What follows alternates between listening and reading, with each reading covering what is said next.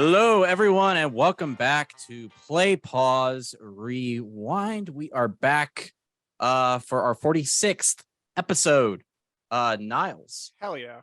how have you been the last couple weeks? Doing just fine. Just binging a lot of this show that we're talking about today. There's just so much content these days to get Mm-hmm. through. And this one was definitely one of those shows that you just gotta set aside some time to watch. But yeah, I've been decent and just trying to live every day as I can. Yeah. How about you, Dylan? How are you? Yeah, pretty good. Nothing too huge going on the last couple weeks. Just watching stuff mostly. But yeah, just hanging out. But yeah, as you alluded to, we are talking about a TV show again this week. And as always, we'll do non-spoilers for a couple minutes and then spoilers. So peace out if you haven't watched it at that point. But we're going to talk about HBO's House of the Dragon, the spin-off prequel thing to Game of Thrones. And it's a prequel, as I just mentioned, and it takes place about 200 years before the original show, and it focuses on the Targaryen family dynasty and sort of the years leading up to the event called the Dance of the Dragons and the rifts that are starting to form in the Targaryen clan during the reign of King Viserys. Yeah, and showrunners this time around, Miguel Sapochnik and Ryan Condal, with George R.R. Martin co-creating it with them. Of course, author of the books. And the series stars Emma D'Arcy, Olivia Cook, Millie Aycock, Emily Carey, Patty Considine, Matt Smith, and Reese Ifans, and many, many more. It's a big cast, as these shows tend to be. But now that I've talked for 2 minutes straight, what were your non-spoilery thoughts on House of the Dragon? I honestly loved it. It's you were the one who got me into Game of Thrones initially, Dylan, and then, just kind of became an obsession, of course, for me. And I feel like I've seen every single episode of Game of Thrones probably like 2 times at least. Yeah. With the exception of season 7 and 8. I only watched those once. I'm like, I'm not going back to those. But that show was just so just incredible, like Game of Thrones, like really just kind of sent shockwaves through the industry and just showed everyone just how good a TV show like this can be, this fantasy kind of genre, and really open up the doors for, I think, a lot of stories like this, these kinds of big blockbuster kind of episodes that are just like crazy CGI, but like it doesn't like dominate. There's still lots of great character development. And it's very just like deep world. It's just it's such a complex world. There's so much world building that went into this, and we both read the books too. We're waiting for George R.R. Martin to finish it. He probably never will, because he's working on stuff like this and other stuff. So at this point I'm like, I could take it or leave it if the books come out, but I'm glad that this show came out, because this is set in the same universe as Game of Thrones, obviously, but it's such a different tone and point of view, and it's just got such a different story to tell as well. It's not like the fallout of the end of the Targaryen dynasty. It's like, no, this is the Targaryen dynasty. Yeah, I think I also loved it, but like you said, Game of Thrones was such a huge seminal piece of TV for such a long time. Like, it more so than most other fantasy, except maybe Lord of the Rings, really burst into the mainstream. And like in college, when we were watching it, like, you would hear people whispering on Monday mornings in class about the episode the night before. Like, everybody was talking about it. It broke like all demographic boundaries, which was pretty insane. And then it ended on such a low note. They really fucked it in the last couple episodes for me. I was on board until halfway through season 8, and then I'm like, what are y'all doing? But on that note, really hard turnaround of quality in between the end of season 8 and the start of this. Like, it really exceeded probably everybody's expectations. I don't think anyone was incredibly hyped to return to Westeros Hmm. anytime soon. Because if you think about it, we've been in a pandemic for years. Prime time to rewatch an 8-season epic show. Did Sure, anybody yeah. rewatch Game of Thrones? I didn't hear about anybody rewatching Game of Thrones. I didn't. But yeah, I was in going into this, I was a little worried because on the note of the quality from season 8, but also I was like, it just looked like more Game of Thrones. And I didn't need that really because the story, even though I didn't like the ending, had ended. I was done. I'd moved on. Um, Hmm. which at the leading up to the release of these two fantasy shows, I was much more interested in Rings of Power because it was like, oh, this is a very different take from the movies that came out when we were kids, and it looks like a different take than the books too. So it's like, oh, a new, fresh take. But this ended up being way more different than Game of Thrones in a lot of ways I didn't expect. Like structurally, it set itself way apart, much more small in the scale of its focus. Like it's very much about the Hmm. Targaryens and their family drama, but also larger in the sense that it has these massive time jumps in between episodes that are completely distinctive from the way Game of Thrones' story was told. So Yeah, no, I agree with you on a lot of that because yeah, I think, when I first heard that the show was coming out, I was like, well, cool. I guess I'll get around to watching it. Like it's mhm, not like high on my priority list. And I agree with you. I wasn't super keen on returning back to Westeros after season 8. And I think that's ultimately, the showrunners of Game of Thrones, they just had so much to like tie up in mhm, season 8, and we don't have to talk about the original series too much, but like season 8 was just like rushed. It was just like way too fast. So much was packed into it, and like they were just trying to do way too much way too fast, and mhm. like I didn't appreciate the pacing, like just kind of how you were talking about, like you compare season 8 of Game of Thrones to like season 1 or 2, and it's just like the pacing is just so much different. It's It's just like very there's these, different. yeah, there's these huge time jumps. They try, like, back in the like good old days of Game of Thrones, it would be like, you would spend like multiple episodes getting from like one part of the continent to the nut to another part, Mhm. like Brandon Stark like getting north of the wall. That was like a whole season of him Yeah. just getting like traveling. And Mhm. then, in season 8, it's just like, yeah, I'm going down to Dragonstone. And then it's like the next scene you're in Dragonstone. It's like, well, that's fucking stupid. So Yeah. I I do think, want to say though, a lot of people when that was happening, like when season 7 and 8 were happening, it's like, oh my god, they got there so fast, and it's like, no, it took them the same amount of time. We have just skipped yeah, over that exactly. time. I was it was driving me crazy at the time. They're like, wow, they can just get there in a day now. It's like, no, man, we just skipped out. Like, come on, use your brain a little bit. Yeah. It was so Right. it was like fandom brain was already so rotten a couple years Yeah. ago. But Right. plug for me, if you're interested in thoughts on Game of Thrones season 8 from me, Hmm. I have a video on my YouTube channel. It's one of my best videos, I think. So go watch it. I also rewrite the ending to make it what I would want.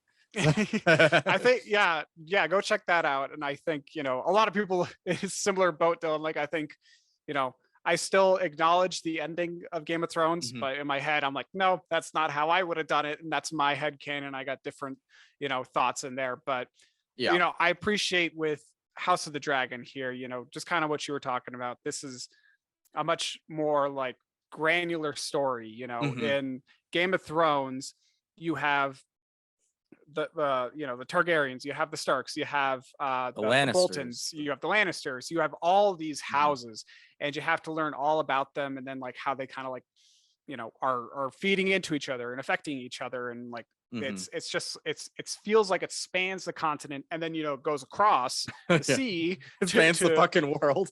it's just everywhere. Yeah, it spans the fucking world. And then this one is like, no, we're gonna take our time, and Mhm. we're just gonna focus on one house. Yeah. And I appreciated that because the more narrowed plot, it's like this is what the story is about. It's literally about the House of the Dragon. And Mhm. one thing that I thought was really neat about this series too is that I feel like um, the cinematography to begin with was very different Yeah. from the original series, and I think some of the notes about the cinematography really reflected that differentiation and how it was really hyper focused. Like I remember in several episodes, not in every episode, but like in a lot of them, there would be these long kind of pandering shots on like a single individual or a group. Hmm. And like I remember specifically when Rhaenyra gives birth to one of her kids, it's just like a 5 minute like follow cam shot Yeah. of her like walking around with the kid, and it's like they wouldn't have done that in the original Game of Thrones, and they didn't. So I appreciated that kind of Okay. cinematography in this series too.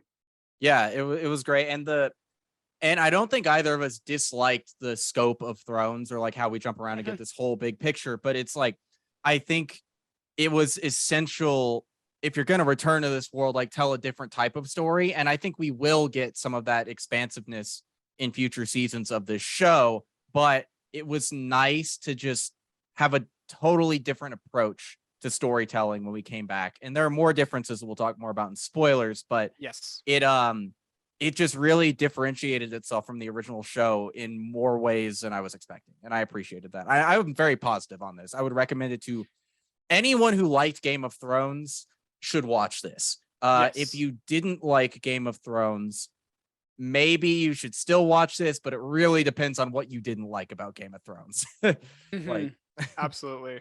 if what you didn't like was all the incest, do not watch this show because this has way more of that. But Hmm. interestingly, a lot less sex in general.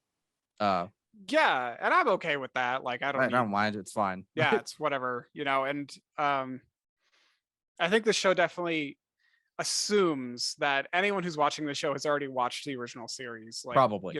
it tells you at the start, like, this takes place 200 years before the birth of Daenerys Targaryen and all Hmm. this stuff. So it's like, it's very clear this is the story that we're going to tell, but it's also, I think since it's acknowledging or assuming that most viewers are going to be having watched the original show, Hmm. it kind of like took some liberties of just kind of like breezing through some things. Like it didn't take its time to like explain some things, and That's that's true. perfectly fine. Hmm. Um, yeah, Yeah. and the show really focuses a lot on the patriarchy of Westeros, Hmm. and the key word there is patriarchy. Yeah.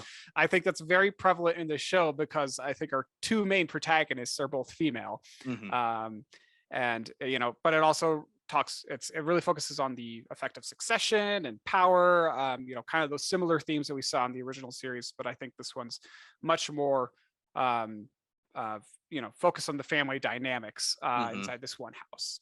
Yeah. And on the note of focusing on patriarchy, like they did bring in a variety of female directors and writers, which thank fucking God, because after the first episode, when they're doing the inside the episode, like everyone talking is a dude and they're talking about the patriarchy, and everyone, I think, correctly clowned on them. It's like, guys, what are you doing?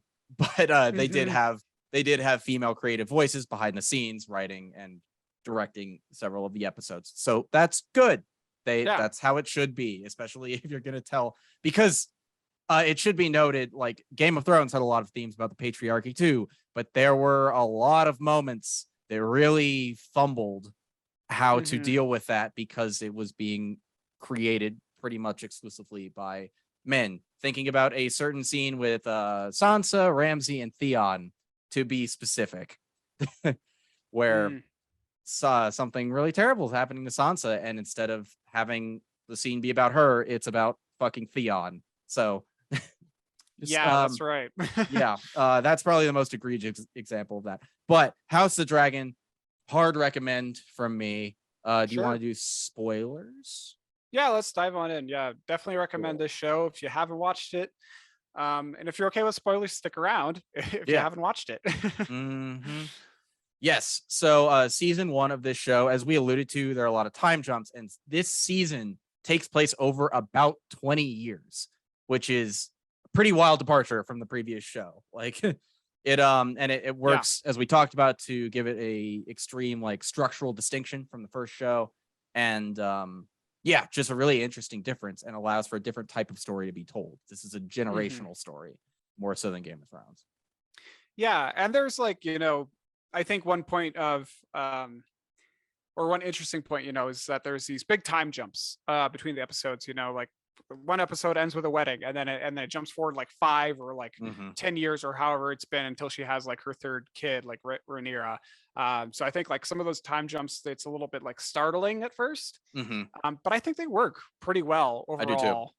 Yeah, Yep. and I would much prefer that than like some kind of weird CGI de-aging tech or aging tech. Like, I'm perfectly fine with them swapping out the actresses and Hmm. the actors for older versions of themselves. Yeah, I initially, when I found out they were changing actresses or just performers for several characters midway through, I was concerned for some reason. Hmm. But it worked totally fine. I agree. And it's funny that I had that concern and that a lot of people had that concern because until not that long ago, that was just how it was. If a character aged a lot in a story, like even in a movie, a single movie, or a TV show, like change actors. That's just how it goes because they got older. It's only in recent years that we're de-aging people, and my brain has just been broken by de-aging tech. I'm like, oh my god, am I going to be able to connect with this character when it's a new person playing them? It's like, yes, I was, because of course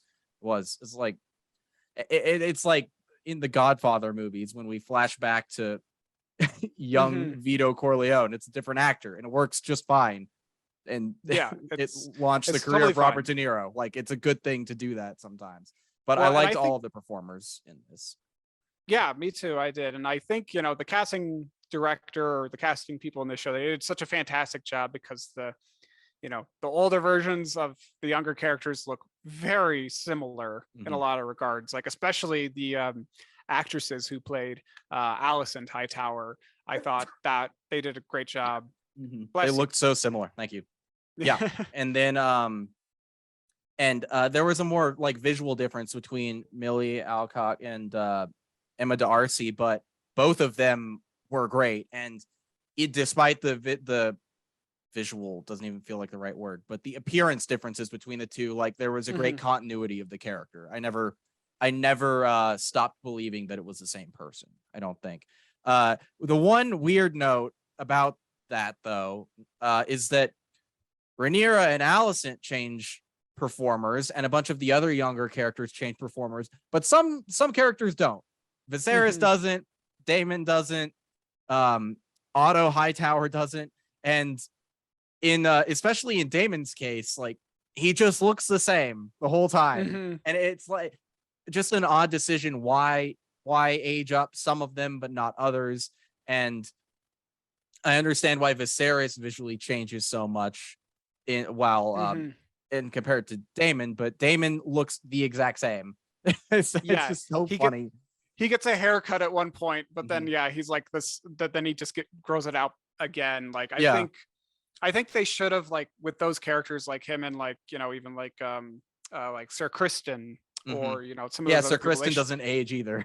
Yeah, it's like you guys could have given them like a little bit of makeup or something, like just make them look a little bit older. I don't know. Or I think facial they, hair or something, or yeah, like and I like think they know. touches of gray in Sir Kristen, something like Mm, that. But yeah, because they just like don't. Sir Otto gets grayer, I think, as the series goes on. But yeah, and I noticed that like Princess Rhaenys, mhm, she did, I think, looked I thought she looked a little bit a older little bit they by did the some end more, of the and series. same with Corliss. I mean, he was like Hmm. on death's door for a little bit there, but he looks a little bit older. But it's just I don't know. I don't know why they did that. Just like have Damon grow out a beard or something. Yeah, it, right. it was one of the only like weird things about the casting changes is that it was so inconsistent about who did and who did not change. But Hmm. um I on the note of the patriarchy though, I found it really Yes. interesting to watch the different ways that Rhaenyra and Alicent specifically navigated the oppressive nature of that patriarchy, and Rhaenys too, to a lesser extent. But Rhaenyra really pushes boundaries and behaves in a more sexually liberated way, where Alicent it's much more trapped, I think, in the system. And she's even called out for that by Rhaenys later on. Hmm. Like Rhaenys says, like you're content to live in your room and just like shape your window or something like that. Like Alicent is very much more a slave to the system than Rhaenyra is, I think. And that was interesting to compare the two characters. And I think that's where some of Alicent's early resentment towards Rhaenyra for the middle part of the season comes from, is that Rhaenyra does what she wants to do and is not getting in trouble for it. And Alicent is never granted that opportunity. Hmm. Well, yeah, I thought that was very interesting too, because these two protagonists, they share the spotlight, I would say, throughout the majority of the season. And yeah, I think you kind of hit it right on the head. They're both, you know, victims in a way, I think, of this Mhm. system. Um, Less so Rhaenyra in some ways, because she can get away with a lot of things, and like her Yeah. father is the king. Like she can, she could get away with murder if she wanted to, but Hmm. she doesn't. But it's like you were saying, like it's with Allison, she's much more subservient to the men who dominate the system, like her Hmm. father. She's like just kind of being a pawn, being manipulated by him, and then she's just kind of there for Viserys as someone to lean on, and Yeah. father's children and stuff, and like in this male-dominated society. And thank you for listening to this male-dominated podcast, by the way. But it's it was kind of interesting to just see how she was trying to navigate through this system, even though she did have power. But Hmm. she did kind of have to claw her way up from not necessarily the bottom, because she was already very close to the royal family. But Yeah. it was like she had to work for everything in her life, and no one wanted to take her side, because they really Hmm. saw her as like a snake, even though at the end of the day she was just trying to do the best by her and best by her family. Yeah. And I want to talk more about that in a section later on, specifically Yes. about her. But um yeah, she does kind of seem like she's just being played by all angles. And there is a difference apparently in the book Fire and Blood and her version in the show. Mm. In the book, from what I understand, she is like um a manipulative snake, like you said. Like she's a Yeah. conspiring, like usurper character. And in the show, she's much more nuanced than that. And I think that portrayal upset a lot of fans of the book. But what I've come to understand about Fire and Blood is that it is not just a book about this time period. It is an in-universe text written by the Grand Maester, who was on the Mm. Green Council at the end, who, as the show shows us, is part of the conspiracy to crown Aegon. So if that is all true and it's written by him, he's probably writing it in a manner that makes him look better and Alicent look like a ringleader of some sort. So I really Yeah. enjoyed the nuance of Alicent's character. And I think maybe Emily Carey, who plays the younger version of the character, said this, but I definitely read into it that Alicent had some love for Rhaenyra, like romantically. When we see Mm. I got vibes that she was kind of into her, but didn't really know how to express that. And I could have just read something totally fake, but I think Emily Carey was trying to play it that way as well, that she loved Rhaenyra, but didn't really have the vocabulary in her brain for what that was, because this is a very heteronormative society. Um, no, uh, Sir Loris's yet. um, Yeah. but but the but and we also see like there's a scene where she and Viserys are having sex and she just looks like so bored and miserable. And you could read that as either he's just bad at sex, or she's not attracted to him because he's an older man, or she's just not attracted to men. And that was how I read it. Mm.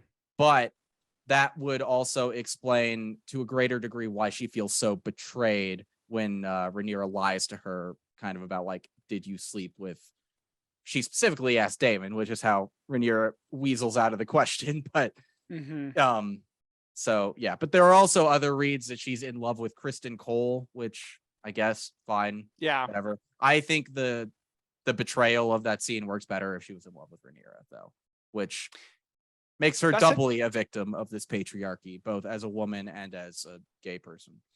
That's really interesting. I guess I didn't really pick up on that stuff. Just got my male blinders on.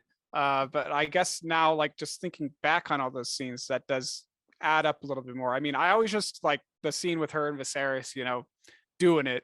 Mhm. I just kind of assumed it, obviously she's just doing her duty. And I think Right. that's kind of how she always thought of it. Like, this is my duty Hmm. as the wife of the king to just kind of be here. Yeah. And, you know, she's subservient to him, unfortunately. But that is interesting. I'll have to my girlfriend, she didn't watch the series. She just kind of watched over my shoulder from Hmm. time to time. So whenever she goes back to watch it, I might rewatch some of those episodes now because that's Yeah. got me thinking a lot more.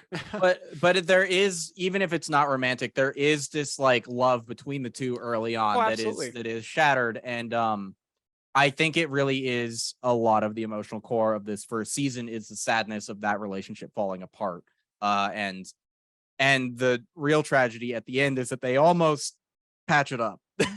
Yeah. But almost. They're so close, and then it just goes to shit. Yeah. But yeah, I mean, with Rhaenyra too, I did kind of pick up on that they always did have this like distant friendship, Hmm. between the two of them.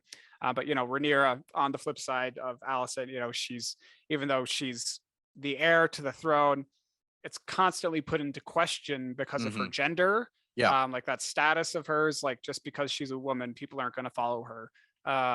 And then her sexual promiscuity. Hmm. Even though that she gets like she only has sex with like Sir Kristen for like once, and then Once. all of a sudden Yeah. she's like a whore. And then she does that stuff with this with Strong or whatever Or his name was, Harwin and Strong, I think. yeah, yeah, And he's the new Hand of the King's son after Otto gets fired.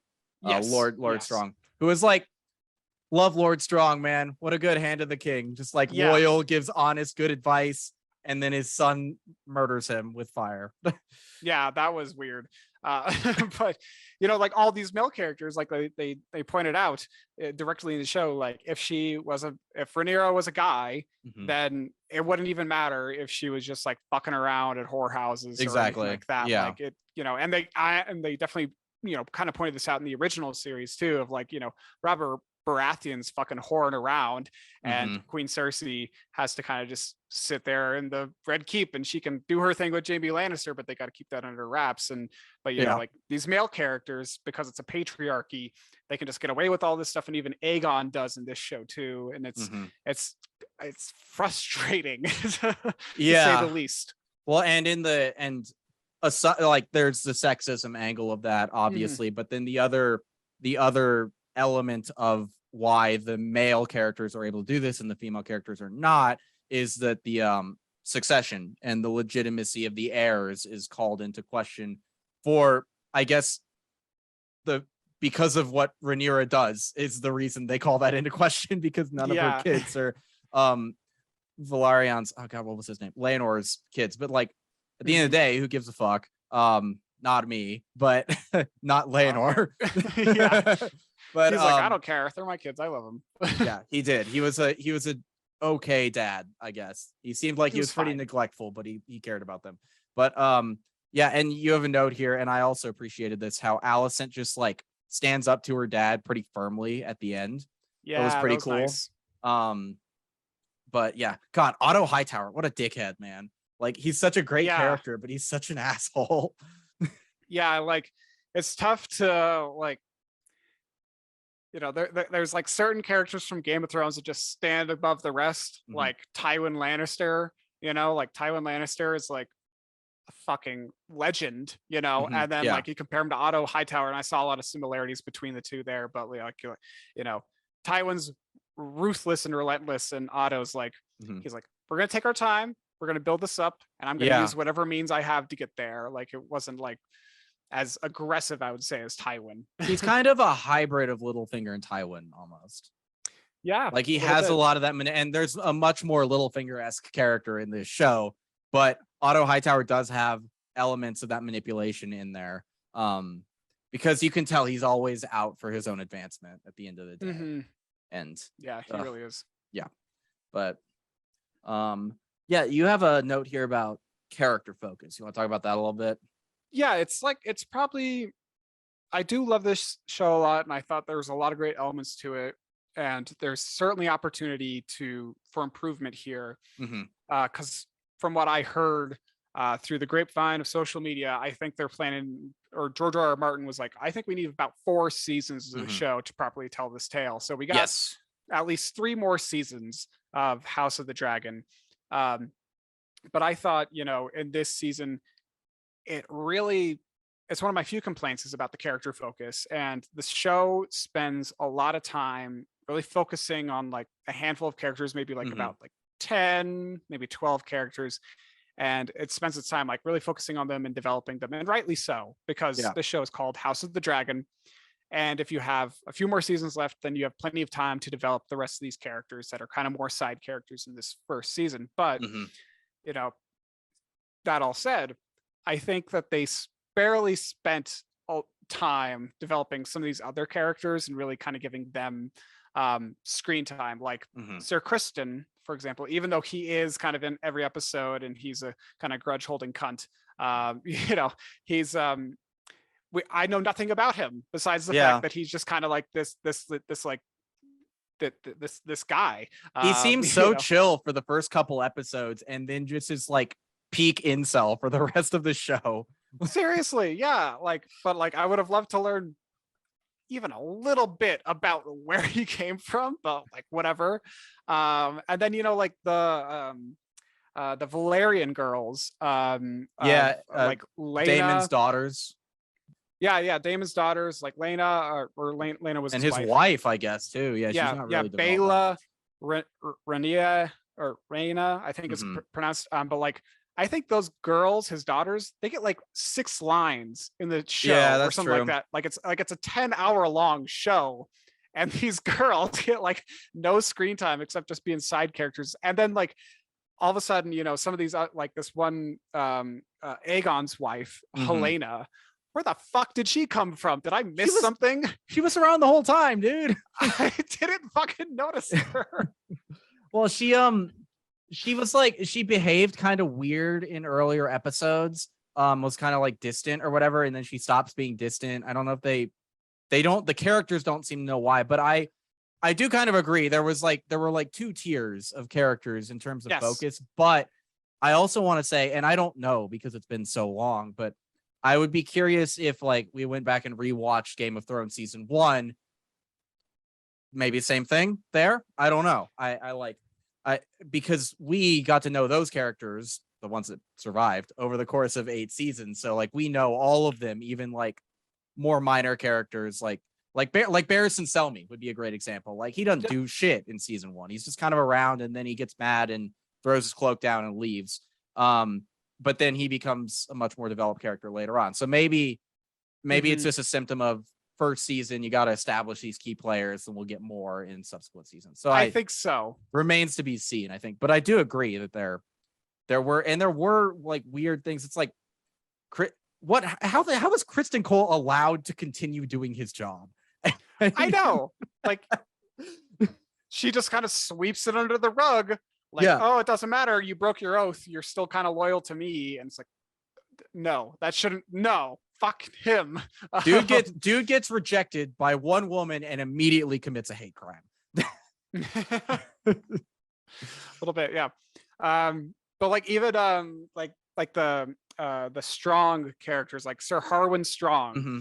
I think he's like introduced at Lena Rhaena's wedding or Hmm. Rhaenyra's wedding to Rhaenyra's Lane. like pre-wedding ceremony thing. Yeah. Yeah. And he's just very briefly introduced. And then the next episode after the time jump, it's like, oh, we've been having this decades long affair. And it's like, Hmm.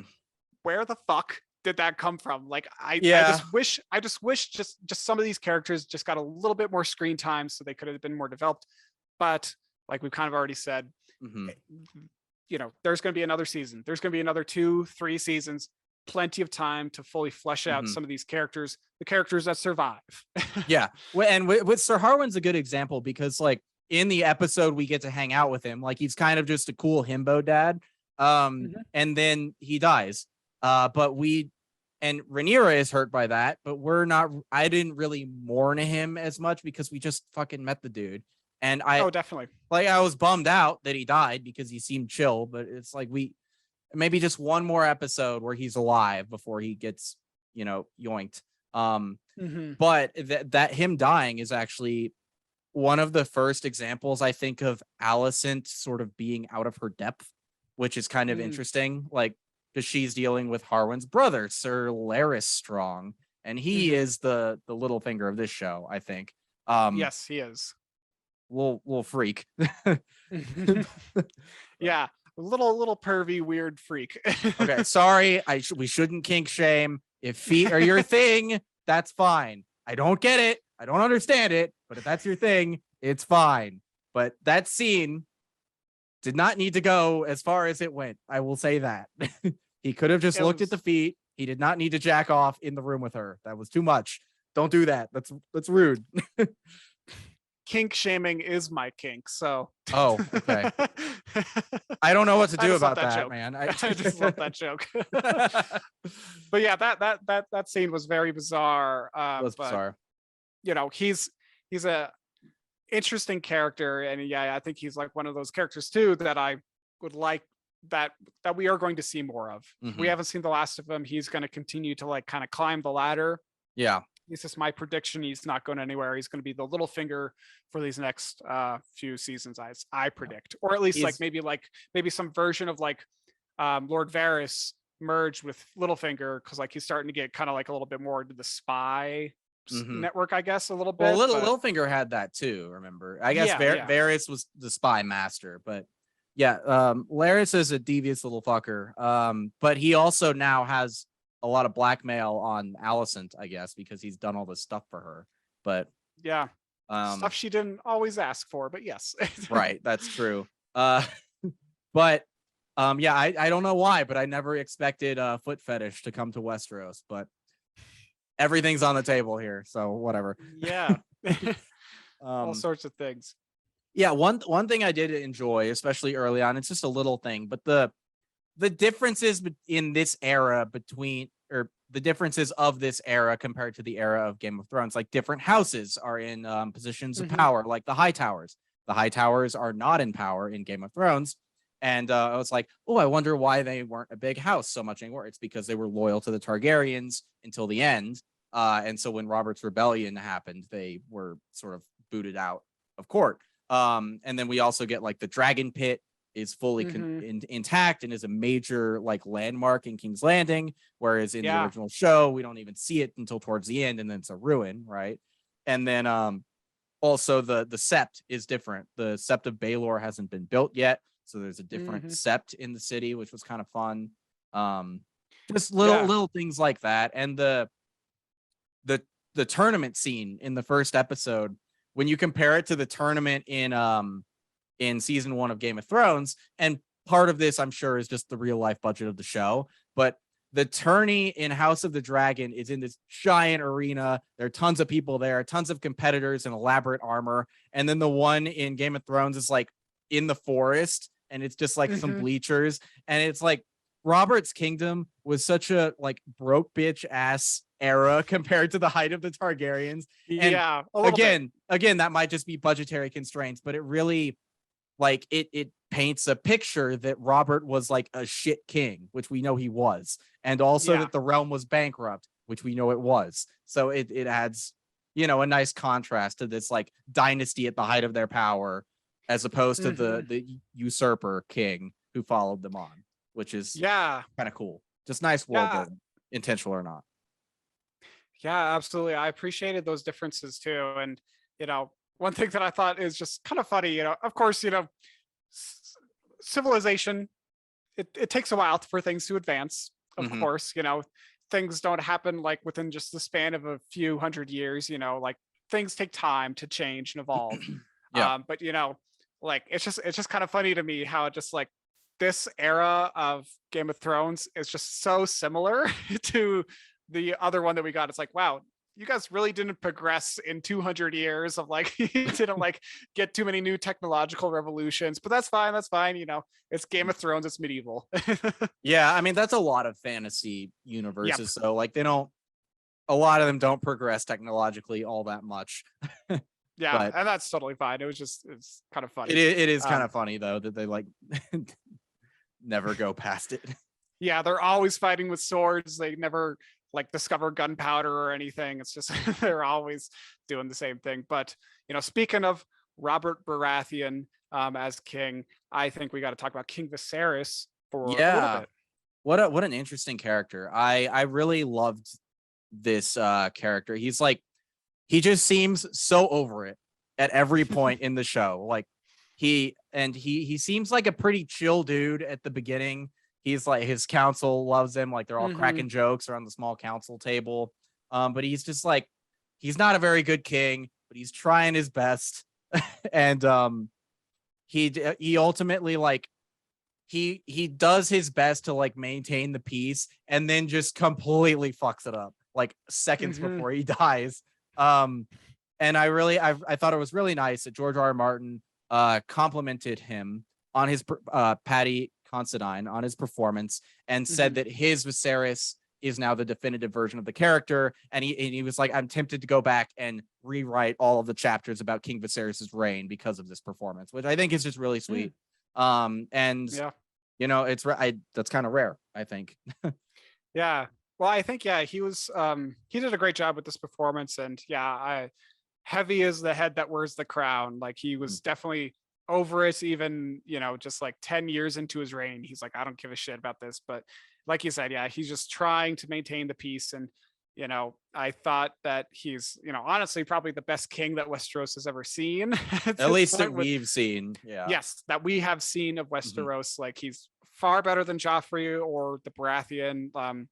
You know, just way better. And, you know, the Baratheon. The Baratheon. I really did like his performance, and the character in general was like just so sweet and endearing too, because he ultimately, even though he's this sick dying man and he takes forever to die, he just loves his family unconditionally. It doesn't matter if they are bastards or anything like that, and everyone can plainly see it. He just sees them for what they are, and it's his family, and he just loves them. And it's kind of like Ned Stark to a certain degree.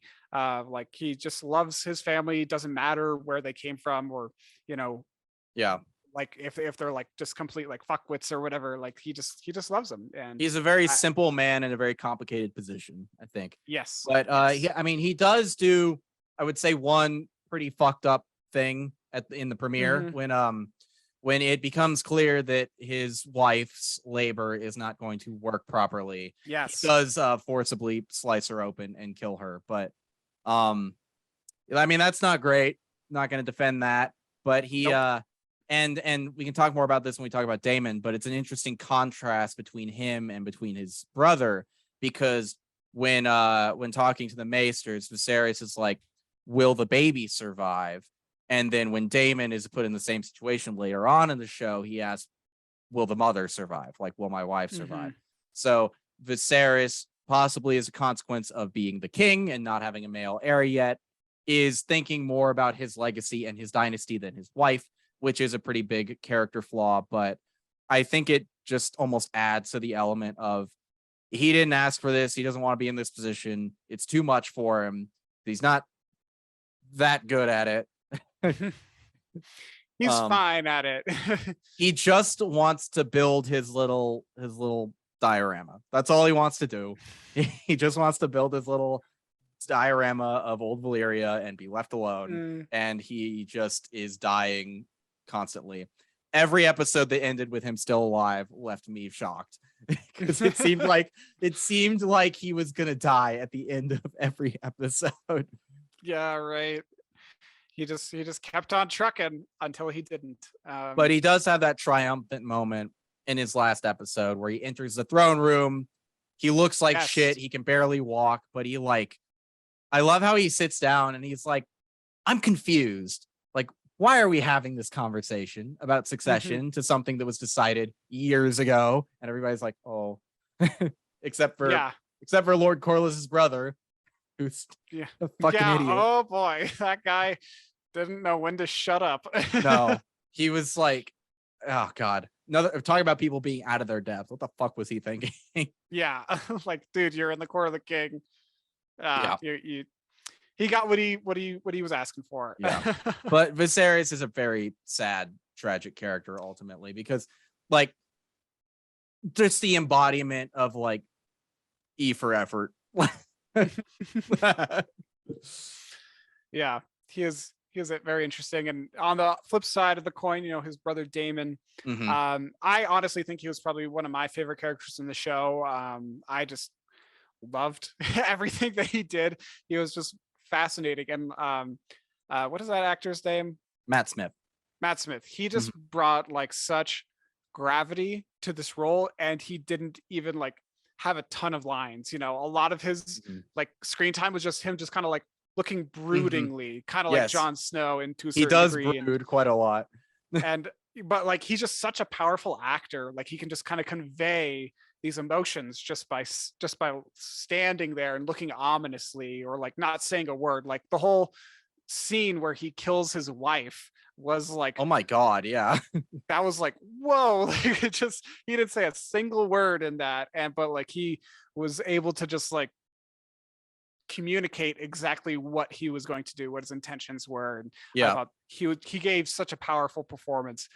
So I really appreciated him. I thought he was probably, yeah, my favorite character. Yeah, he's like the most Game of Thrones character that ever Game of Thrones character. Like he does some Mhm. really fucked up shit, but he also has moments of like genuine empathy and kindness. Like when well, I guess I think there's a turning point for him when Mhm. his wife is in labor and dying, because he, in the first couple episodes, he mocks the death of Viserys's son, the heir for a day. Remember, and he's like making Oh jokes about yes. it in the brothel with all of his pals. But then when he's put in that same situation, I think maybe that grows him and makes him realize like how fucked up that was. Because when he comes back, he like when Viserys drops his crown and is stumbling, like Damon comes up and just helps him to like maintain his dignity while he comes up those steps. I think that's a really great scene.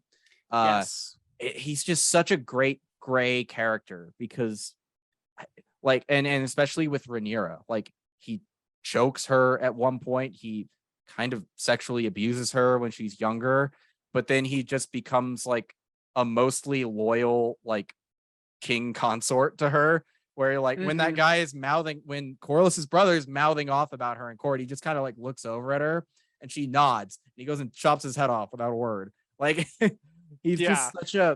he embodies like so much range in morality. It's wild.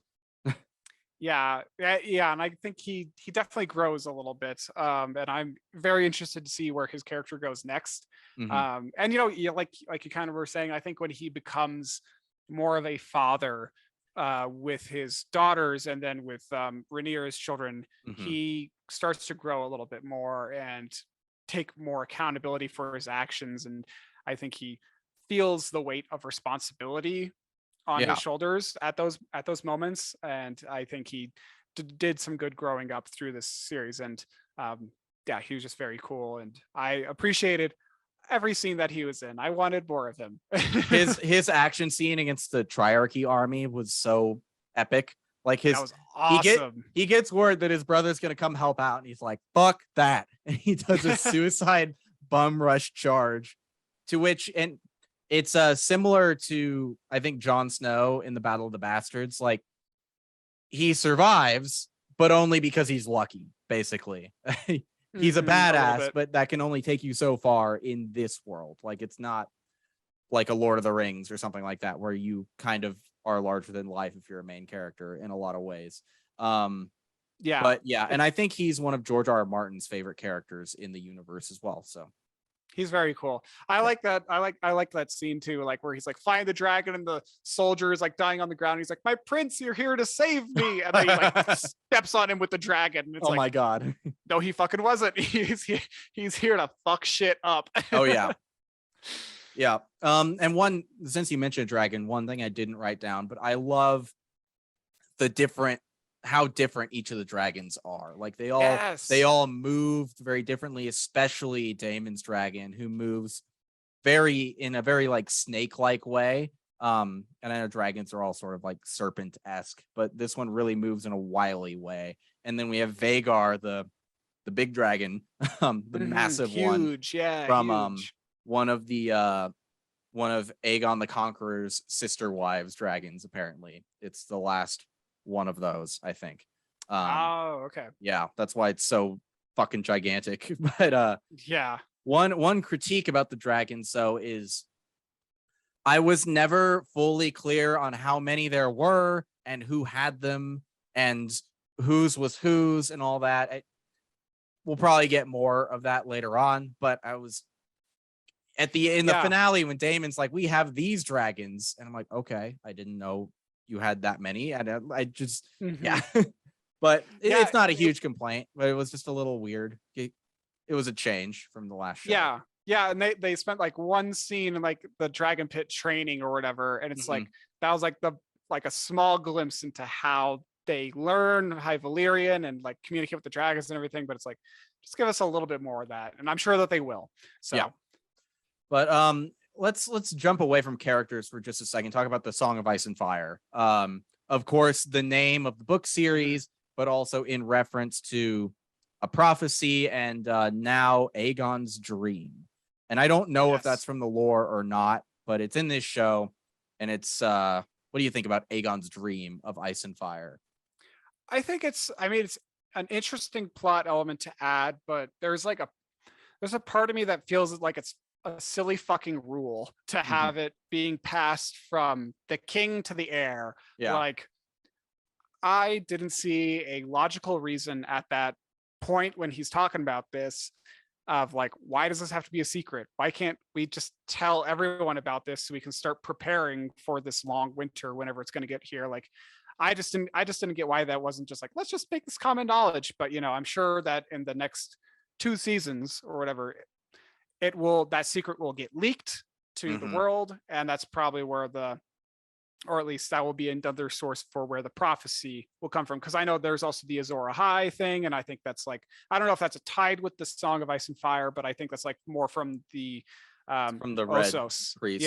The red priests. So I think like these different religions have different prophecies, but they're all connected in this way. Yeah, I don't know how I feel about this. And again, I don't know if this is in the books in the same way. I know there is the Song of Ice and Fire. I forget where that comes from exactly in the books. It's been so long since I've read them. But me too. I agree. It's kind of weird. I can understand how, like, if they publicized, oh, we're operating off of this dream that Aegon the Conqueror had, like, some people would be like, okay, dude. But the secret it wasn't my favorite element of the show, and it almost feels like it's there only to facilitate the misunderstanding that leads to this conflict. Because, of course, at least in the show version of this story, Alicent really only pushes to crown Aegon at the end because she misunderstands Viserys's like dying ramblings about the dream as, oh, you need to crown Aegon. Which I actually think a lot of people are like, oh, it robs the characters of agency, blah, blah, blah. I think I get that, but I actually think it's more interesting than Alicent just being duplicitous and a usurper, because it adds this element of tragedy where like both she and Rhaenyra seem like they actually were trying to patch things up, and then because, like you said, Alicent sees herself as this very dutiful person, and she thinks that this is her husband's dying wish, like she's going to act on it, and that almost makes it more sad that she does all of this.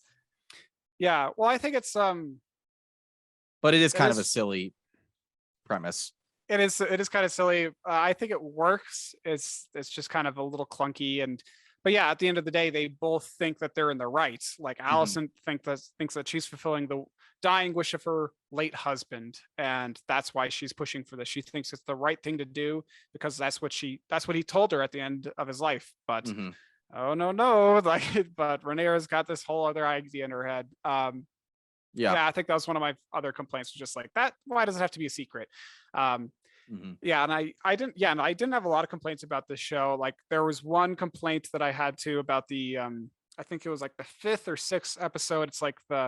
It's the episode where Aemond basically gets Vhagar, or rides that dragon. Yeah. That entire there's like a good portion of that episode, like 30-40 minutes, that's like in the twilight time, where it's just like everything is lit by moonlight, and it's the darkest motherfucking thing like to watch. Like I mean, I was watching it during the day, so it was really hard to see, but like Yeah. I think that's just way too dark. Like that episode should have been a little bit like lighter or something like that. That was like just one small complaint. Yeah, I've seen that complaint a lot. What's interesting about that actually is they did day for night shooting for that. And if you don't know what day for Oh. night shooting is it's when you shoot a scene in the day and then in post production, I don't actually know how they do it. I don't remember, but they change it to where it's at night.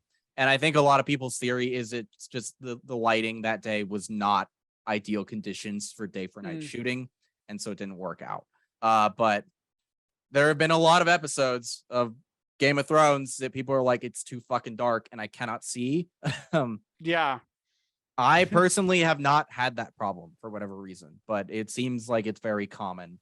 And it seems to be an issue in a lot of cases about people's TV settings, which I get from a production standpoint. Like you want to, like in the Battle of Winterfell episode in Game of Thrones, they wanted to use all natural light sources, and that episode looked dark as shit for most people. And if you're a movie that's being released theatrically, like you can do that type of shit because you're being played on a really high quality projection system in a dark room and stuff like that.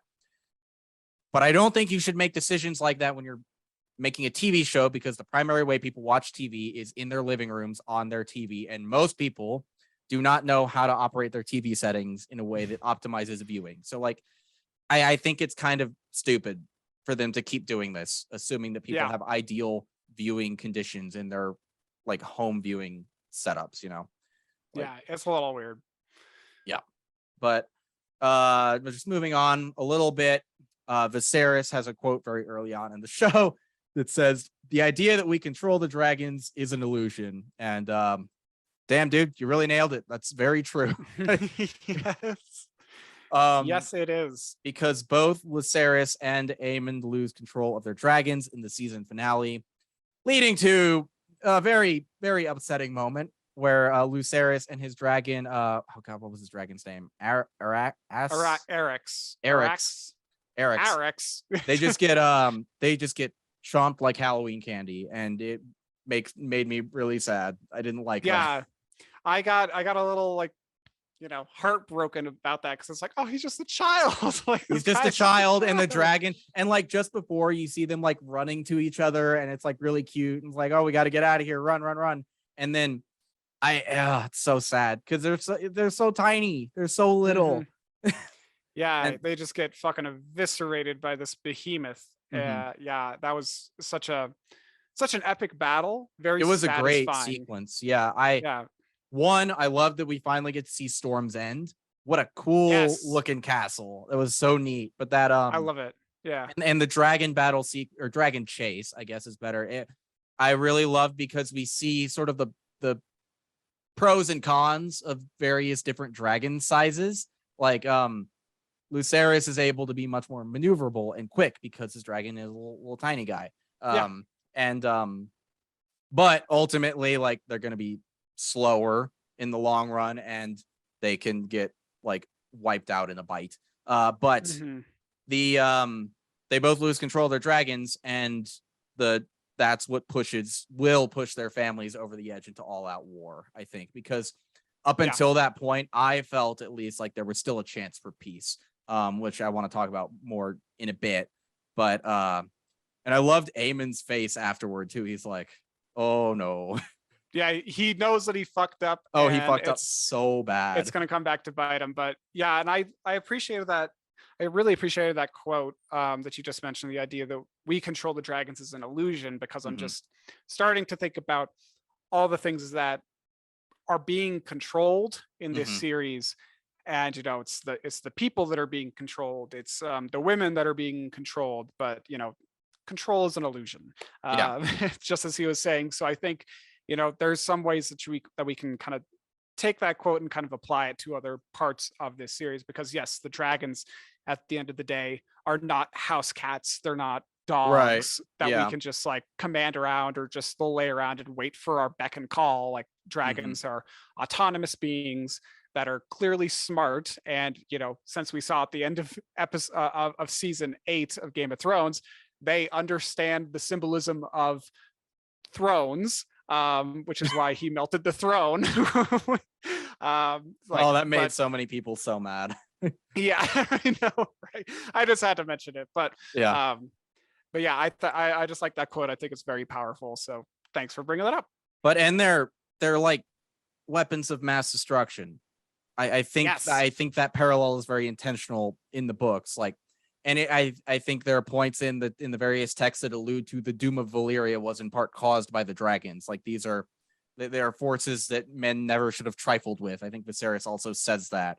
But and it's easy for us to forget that when watching these shows, especially like coming up through Game of Thrones through the years, because we saw the dragons as like little babies and we see them grow up and we grow attached to them. And then in season 8, she's using Drogon to like murder 500,000 people. It's like, oh, Jesus Christ. Oh my God. It gets really dark really quick. Yeah.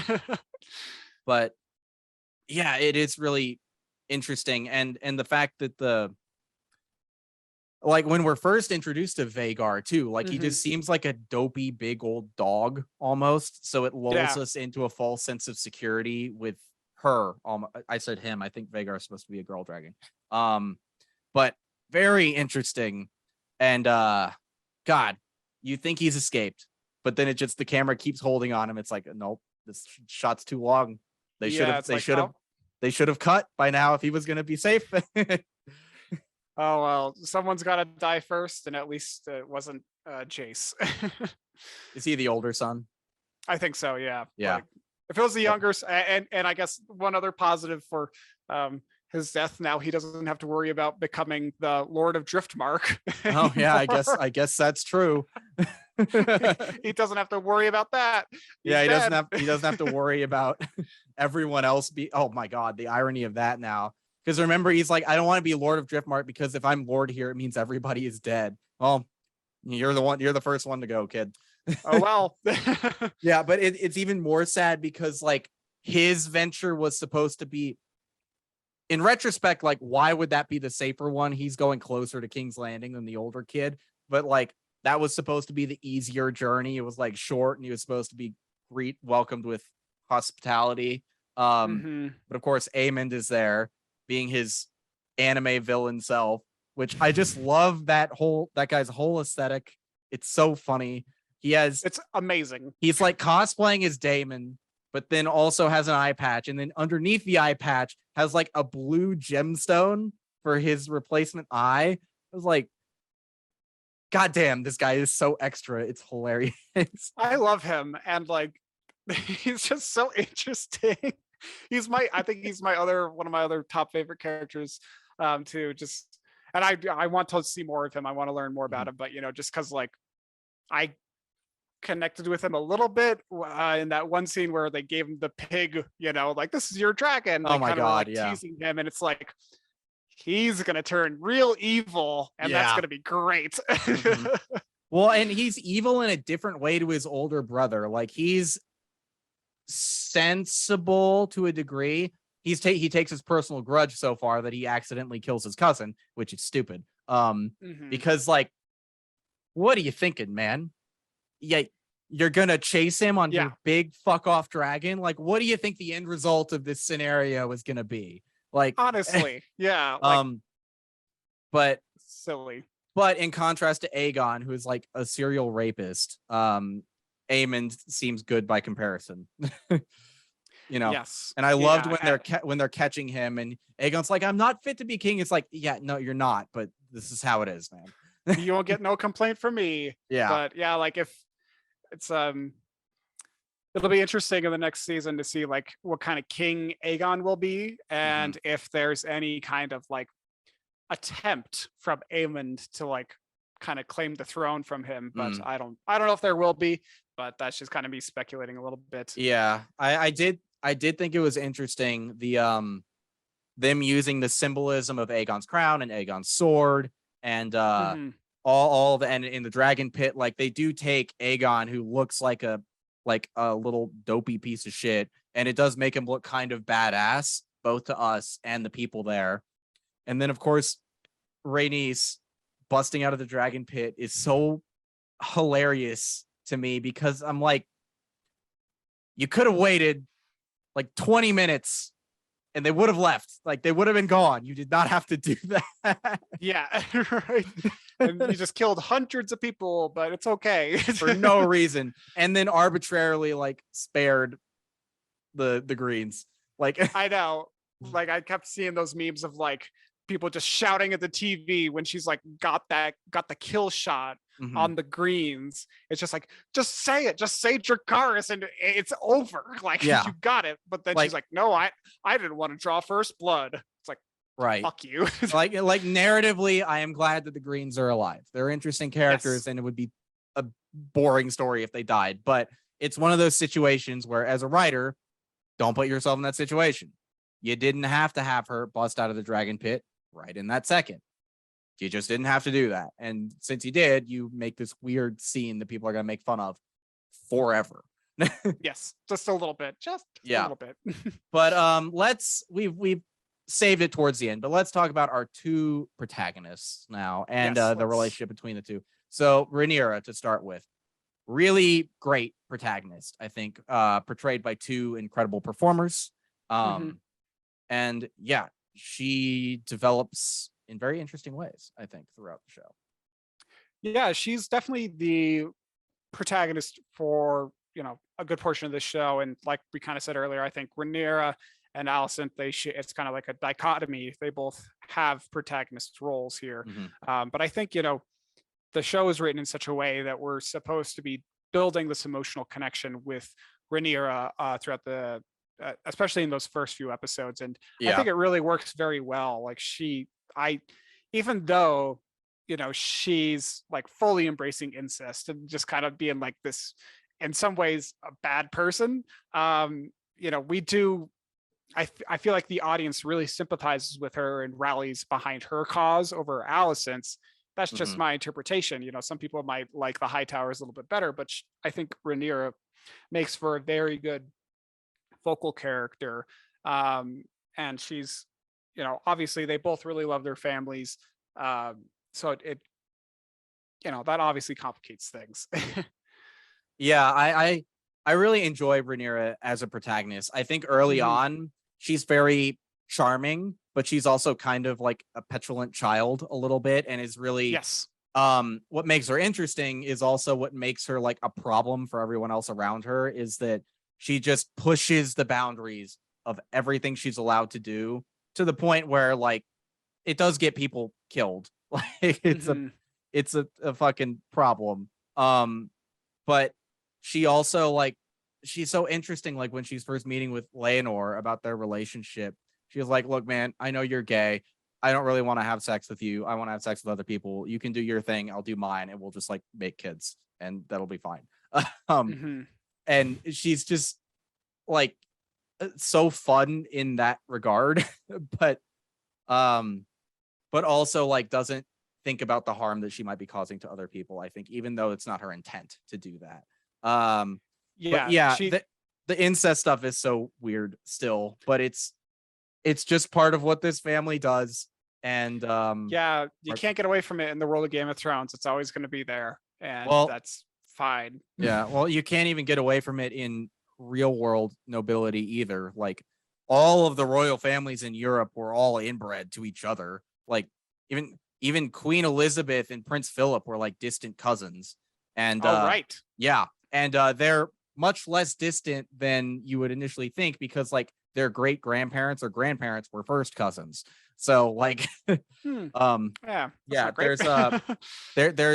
there's a thing called the Habsburg jaw, I think it is. It's like the European families were so fucking inbred that they started to have like genetic deformities on their face. They had this weird, unique jawline because they just kept, and the reason they did it was the same reason the Targaryens do it. It was about bloodlines. They wanted to keep them pure, as in like noble blood.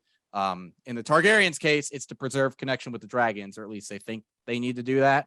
But in the real world nobles case, it was just elitism. Yeah.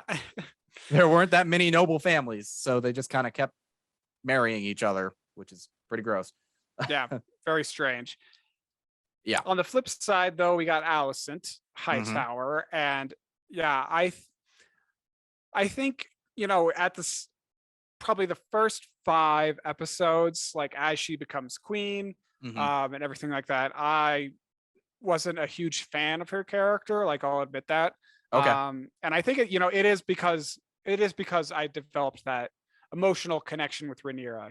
I Hmm. was rooting for her, Yeah. and I wanted to see her kind of win and just things go well for her. So when Allison was kind of getting in the way, that's kind of when I was like, "Fuck you." But I think as the series goes on, I let that go more Hmm. so, and she's nowhere near like a Cersei character who's just vile and horrible.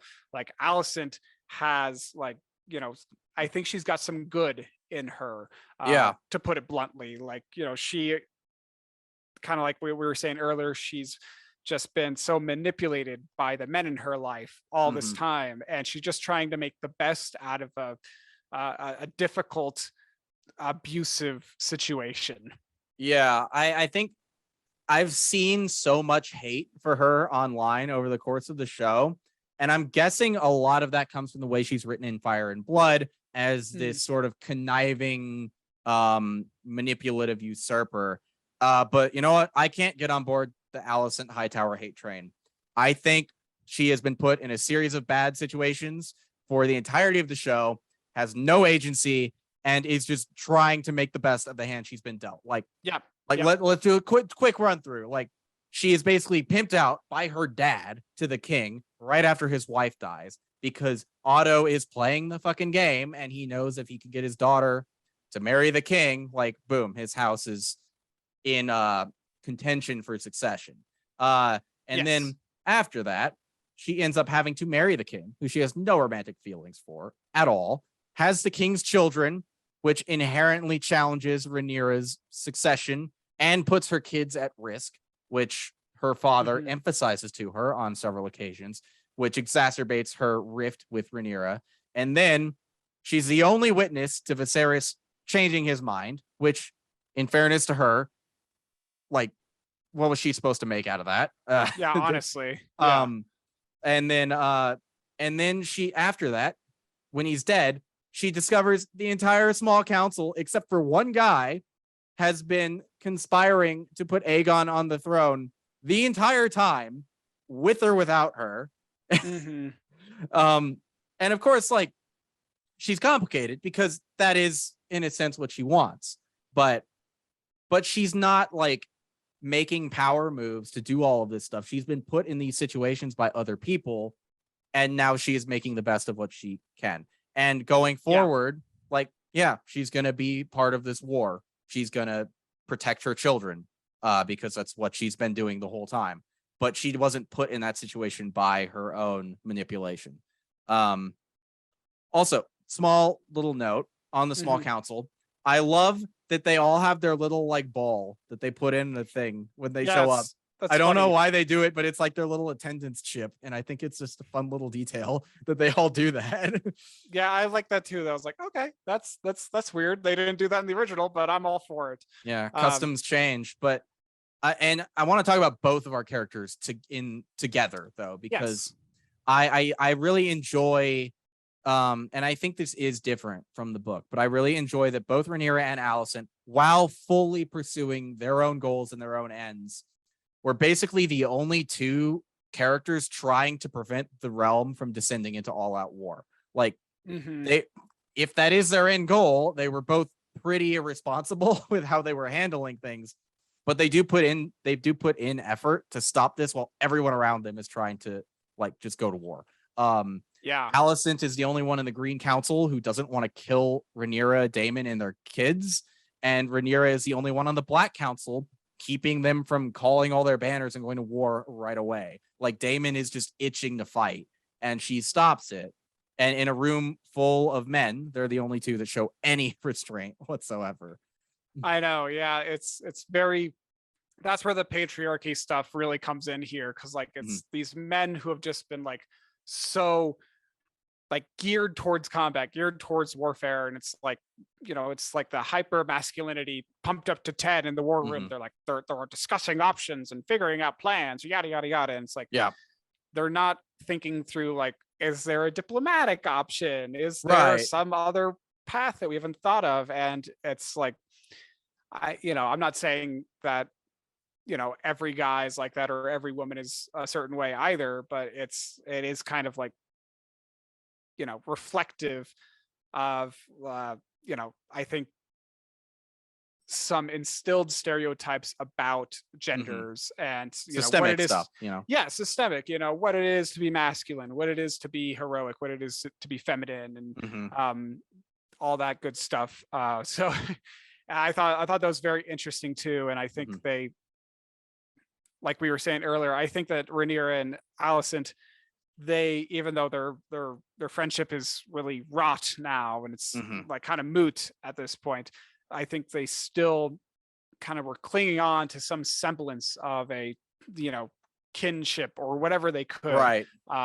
throughout it all. But alas, Yeah. and nothing really lasted, at least throughout this season. And I Nothing that love nothing that could stop it. Yeah. no, yeah, and I love Rhaenyra's clarity in the finale though. Like she understands what her charge is. Her charge is to protect the realm. And she's like, if I Yes. descended into war, I'm not doing my job. And maybe I'm reading the episode incorrectly, but I really felt like there was a possibility that she backs down. I think she was honestly considering not fighting. And I think a lot of like when she sends her sons off, I think part of that is almost just to improve their negotiating position for going forward. Hmm. And now there's the point of no return has been crossed, right? But it wasn't by them, it wasn't even by people really, it was by the dragons acting out. Um, but and a lot of people are kind of like making fun of or don't like the idea that this war is actually started not by political maneuvering, but more by misunderstanding and now by like animals misbehaving basically. But I think that manages to keep both of these characters pretty sympathetic and also add a level of tragedy to what's about to happen, which I think is going to be very sad. Um, and Yes. I'm just picturing a scene late in the show where Alicent and Rhaenyra are face to face at some point, and Alicent says like, "I he told me this is what he wanted." He's talking about like Aegon, he has to be king in this dream, and Rhaenyra realizing exactly what she's talking about and just being like, God damn it. Like, no, no, Hmm. like none of this had to like I think that is really Shakespearean, actually. Yes. It's like they like none of this had to happen, and these two people with the calmer heads like could have worked it out if these other people had not accelerated to violence. Yes. Like it was just a misunderstanding, and everything that's about to happen could have been prevented. I think that's going to be really interesting, and I think and hope we get that moment because Yeah. I can just see like I can see Emma D'Arcy's performance like reacting with the realization of what happened. And it's going Hmm. to be so sad because by Yeah. that point it's too late. Her kid's dead. The bridge has been crossed, you know. But Yeah, all these people have already died. Cities have mhm, been lit on fire. Yeah, I think that's yeah. going to be very interesting. And I agree with you there. It does feel Shakespearean. And, when we think back to the original Game of Thrones too, like what really does kick it off is all this political maneuvering. It's all this Mhm, conspiring. It's all this like kind of stuff going on. And then, King Baratheon like gets injured on a hunting trip yeah. mysteriously. And it's like, that's someone fucking around in the background. And then there's this whole like claim for power, and those like final episodes of the first season, Yeah.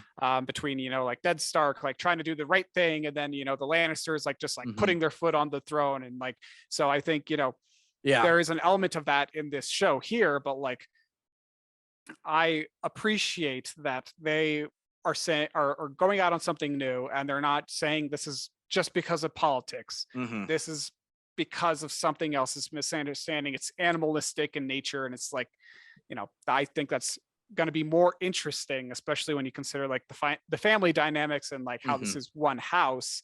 It's going to be much more interesting, I think, than like, if it was just like one person really conspiring evilly against the other. Then we right. have then you have a very clear set villain and a very clear set like hero character. This Mhm. one I feel like is a little bit more split. You can kind of be on one side or the other, depending on how you approach the series. Right. And it's I think that at some point early on the show it says like the only thing that can destroy the House of the Dragon is itself. So like Yes. this was inevitable in some sense, but I do love that both characters, like in episode 8 at the dinner, um they they both seem genuinely happy to bury the hatchet. Like Yes. Viserys asks for it and Rhaenyra makes a pretty mature step and acknowledges the good that Alicent has done for her family, and Alicent responds in kind, and they seem like happy to see each other again, like Hmm.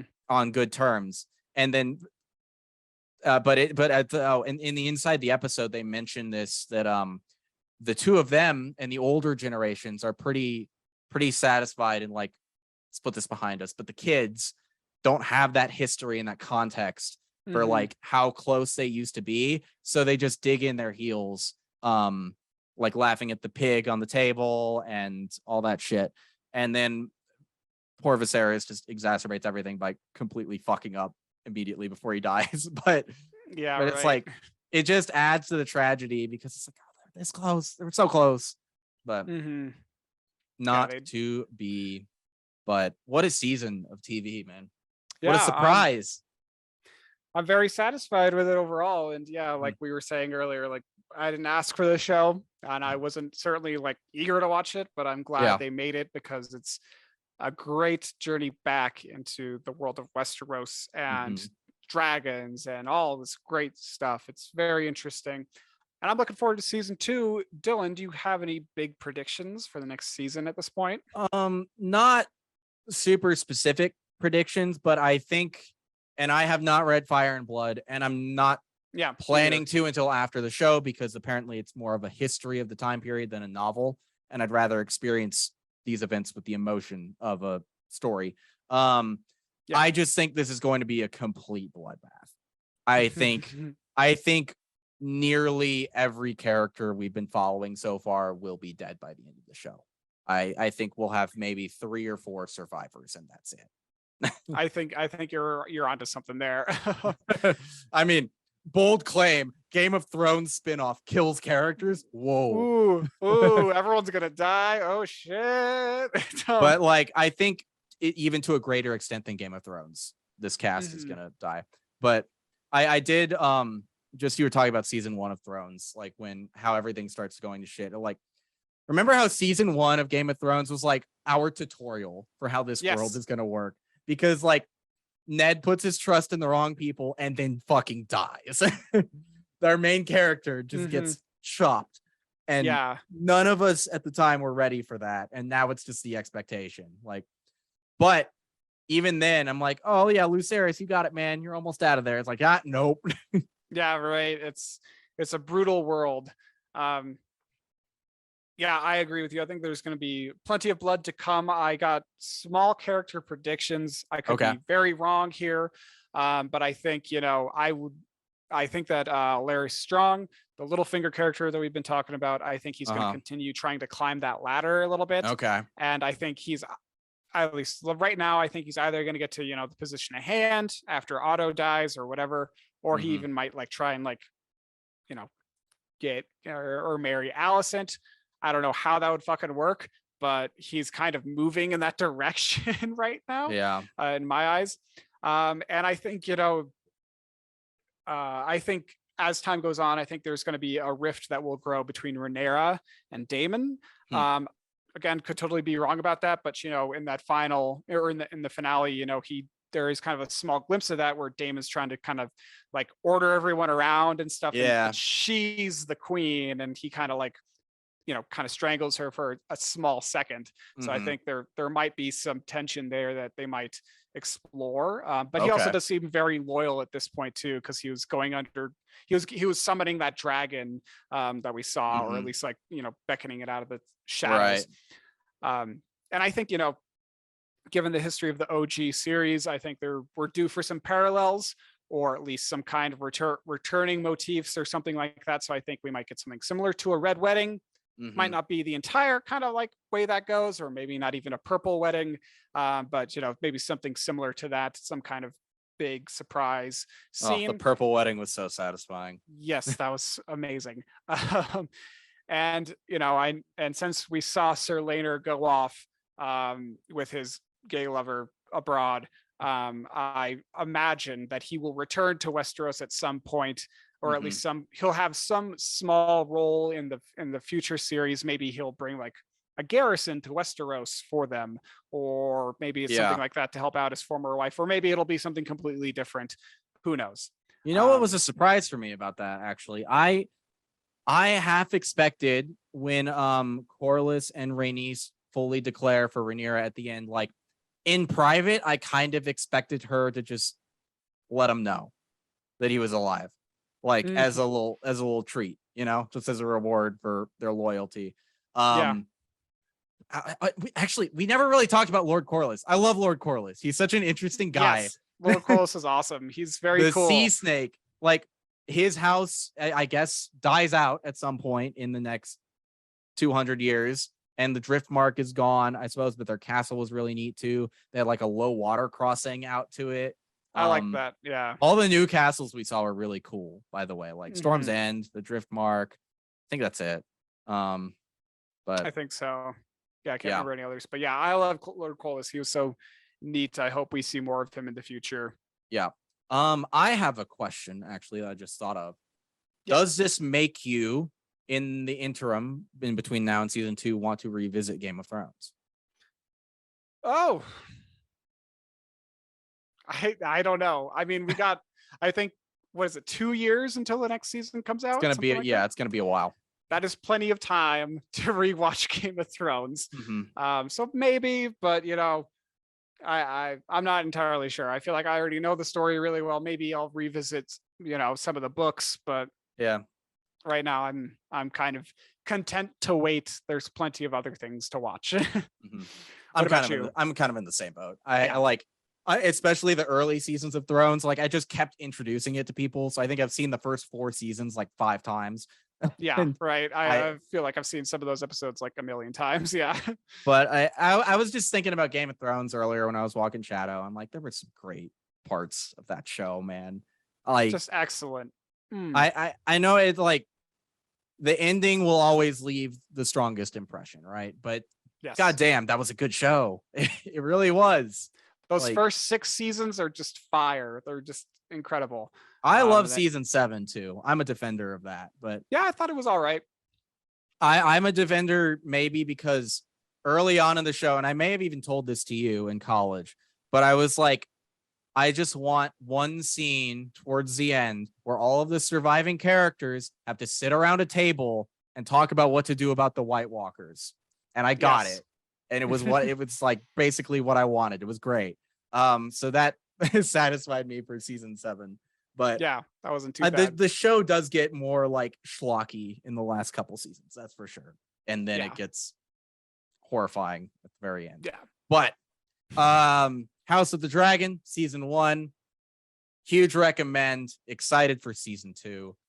I think it's time to talk about some other stuff. What do you think? Yes. Some other stuff. Yeah. The final What? segment of our show, just talking about other things we're watching, reading, or doing at this time. Mhm. Dylan, what have you been up to lately, aside from House of the Dragon? All right. So I finished the Accidental President's book Hmm, finally. So nice. got through all that. It was a very interesting read. And then I started the second Mistborn saga now. So Mistborn Alloy of Law. And Hmm. well, how we talked about earlier, you kind of mentioned like technological progress hasn't really happened in Westeros in these 200 years. Well, and it's true in a lot of fantasy, but not in Mistborn. The new Mistborn series, or it's not new to me, takes place 300 years after the original trilogy, and the first trilogy is in like more fantasy era, and now they have like it's more like Victorian England, Old West era, depending on Hmm. if they're in the city or the country. It seems like so they have guns, electric lights now, like people wear more suits. So I'm like, Cool. it's a totally different vibe. Enjoying that so far. I'm only like 40 pages in, but it's Cool. good. Also back on the World of Warcraft train, new expansion coming out soon. So been leveling a new character up to max level to main in the new expansion. So doing that. Nice. Finished Rings of Power also. And Very good. yeah, I don't think it doesn't seem like we're gonna do an episode on it, but I, for the most part, like Rings of Power. The pacing is bad. Straight up.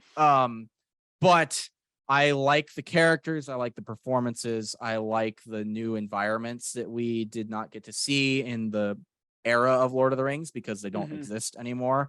Yeah, overall I'm mostly fond of it, but I hope season 2 irons out some of the kinks in the writing because there were some serious problems, mostly the pacing, but then also there's a weird, and I'm curious if you feel the same once you're done with the season, but there are a lot of scenes where I was watching and I'm like, I don't know what you want me to be feeling right now.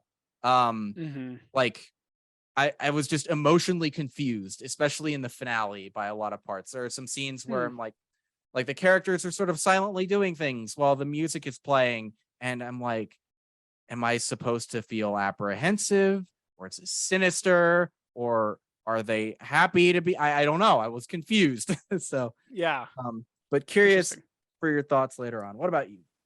Yeah, I'll get started on that show at some point soon.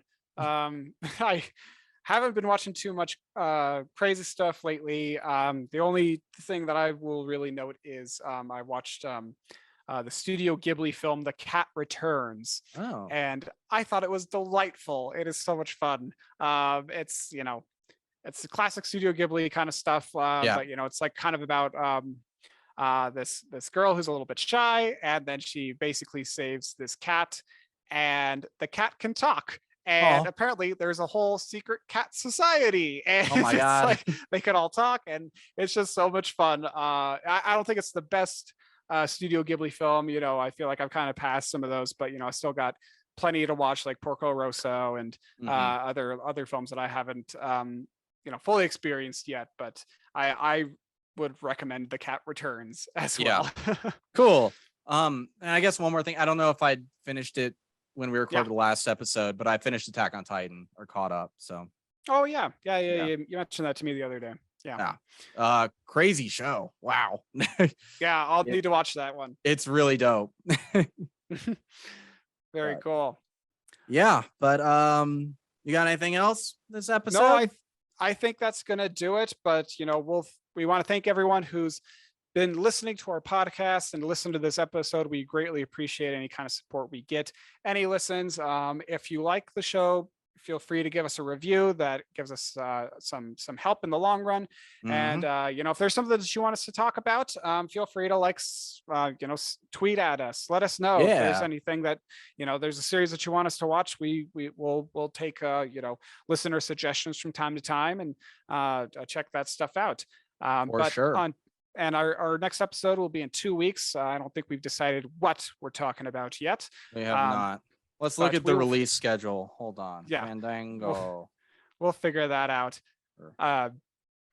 But yeah, if you like this podcast, feel free to give us a like, a follow. We appreciate that too. But until our next episode, Dylan, where can people find you online? On Twitter at D-Day Movies, on Instagram at DylanD1026, on YouTube at D-Day Movies, and on Twitch at D-Day_movies. What about you? Where can people find you online? Follow me on Instagram at Niles Got No Styles. That's going to be it for me at this point. And all that's linked in the description. If you want to find us, just follow those links. But thank you all again so much. We will see you guys next time. Bye. Bye. Bye. Bye.